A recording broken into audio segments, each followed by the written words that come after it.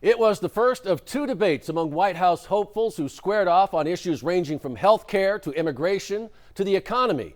And as expected, not all the candidates spoke the same language when asked about issues that concern the country's voters. The official start of the race for the White House. A few spoke Spanish. Cada persona en el éxito de esta economía es de presidente ha atacado. Others tried bold quotes. I think we should be the party that keeps what's working and fixes what's broken. All hoping to stand out from the crowd. The debate opening with a rapid-fire format, each candidate given limited time to speak on a wide range of issues, including the economy, jobs, education, and illegal immigration. I will make sure that, number one, we end the ICE policies and the customs and border policies that are violating the human rights. While there weren't many, there were a few swipes at President Trump. This president is literally every single day 10 minutes away from going to war, one tweet away from going to war, and I don't think we should conduct foreign policy in our bathrobe. The president was watching from Air Force One on his way to the G20 in Japan.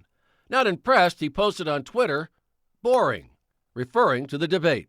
As a soldier, I will tell you that answer is unacceptable. But there were moments when the candidates tried to turn up the heat. I'm talking about everybody else. I'm still talking about everybody else. But while there were 9 others on the stage, it was the debate's biggest name, Elizabeth Warren, who got most of the moderators' attention early on.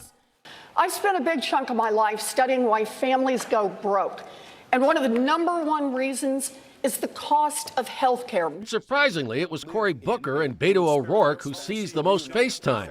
While the others came up short, a few did have memorable moments. And I am the only candidate here who has passed a law protecting a woman's right of reproductive health and health insurance. The immigrants didn't do that to you.